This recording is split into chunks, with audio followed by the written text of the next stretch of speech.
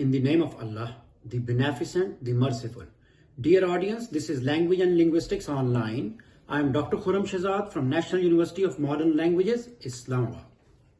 Today I intend to talk about methods of the essay development.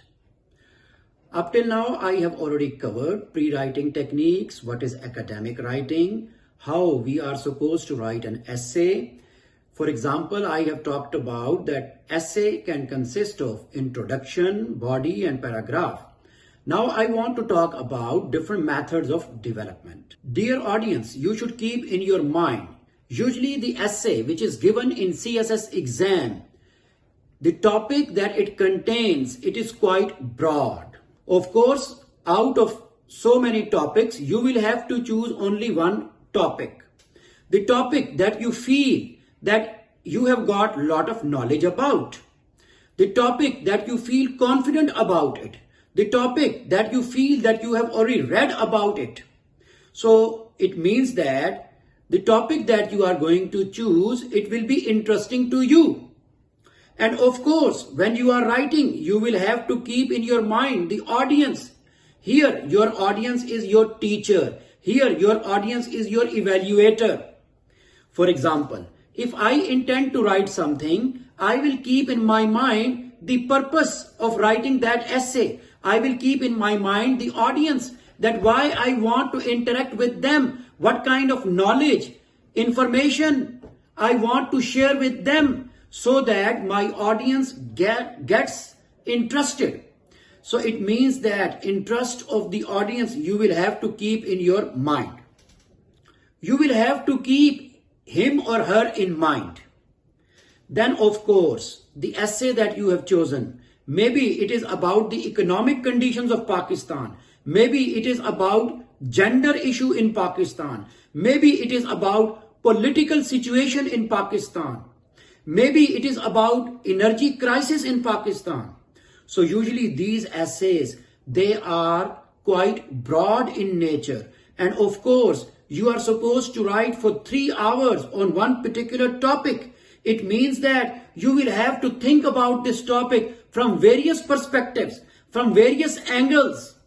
It means that you will have to narrate something in it. It means that you will have to describe something in it. It means that you will have to tell a story of something in it. Since it will be an argumentative essay, remember, only the argumentative method is not required. You will have to make use of multiple methods of development.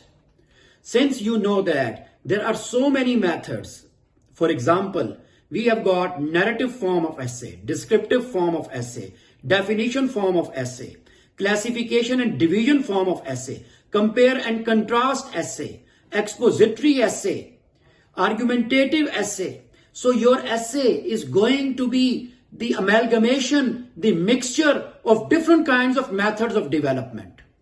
So you are not just going to rely on only one method of development. First of all, you will be generating the outline. And how you are going to generate the outline? You will keep in your mind the free writing techniques. So you should use the last leaf of the answer sheet as rough work. And there you should draw a map. There you should make a blueprint of the essay. And from that blueprint, you will have to develop an outline. This outline should have balance and parallelism. Later on, you should develop the thesis statement, the topic, along with that what kind of method of development you are going to use. And then keeping in mind, for example, the term gender, it needs explanation, it needs definition. So you can quote some of the definitions from some of the authors, but create an operational definition of the term yourself. And then stick to that definition. Tell the author, tell the reader, tell the evaluator that you know this topic very well. Define that term. If you are going to talk about the economic problems, so explain that what are the economic issues of this country. since Pakistan is a third world country and here we do not have a very politically stable government. So what kind of issues governments as well as the people they are facing? You can tell a story as well. You can relate your personal experience as well. You can bring in some analogies and then you can explain the point that you want to explain. Remember, if you are going to narrate, you can make use of a dialogue. Inverted commas you will have to use. First person, second person or third person point of view you will have to use.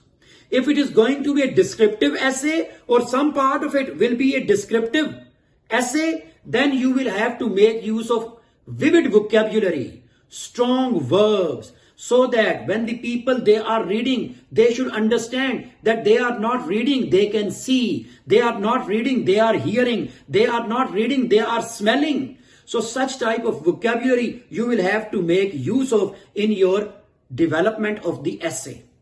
For this purpose, I will ask you to go through John Langan book, How to Write College Essay.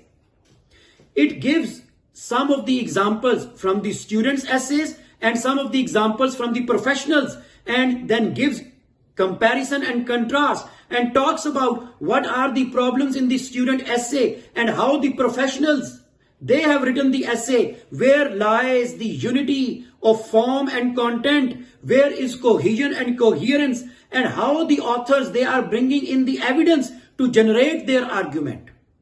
So when you are making use of argumentative essay, keep this thing in your mind that your argument, it should be, it should have evidence, it should have proof. When you are comparing and contrasting, you should bring in the other point of view as well, telling, acknowledging it, telling the audience that you know what is their point of view, and if it is valid point of view, then you should accept it, appreciate it. But even then you can say this is my point of view. So you will have to divide, for example, gender into different kinds.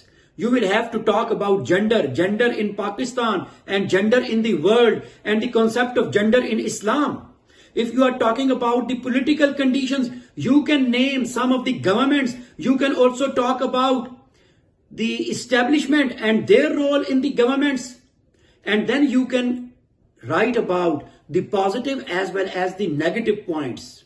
Then you can draw analogies and you can bring in the evidence. Dear students, you should keep in your mind that your essay, which will be of thousands of words, because for 3 hours you are supposed to write on that topic. So your outline will play a very important role.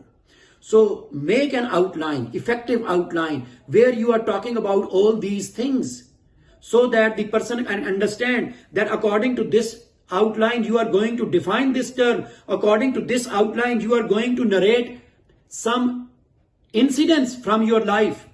From this, you are going to describe the incident, or maybe here you are going to build the argument. Usually, reasons are given.